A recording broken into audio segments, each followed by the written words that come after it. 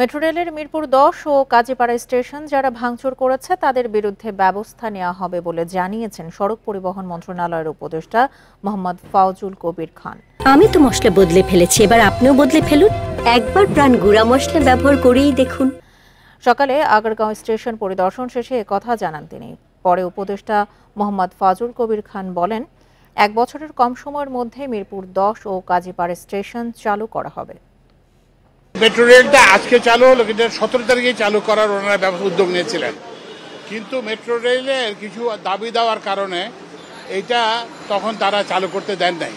আমি মনে করি তারা এটা খুব একটা অন্যায় কাজ করেছেন, এবং কারণ এটা তাদের কোনো ব্যক্তিগত গাড়ি নয় যে ওনারা ইচ্ছা করলেন গাড়ি চালাবেন না।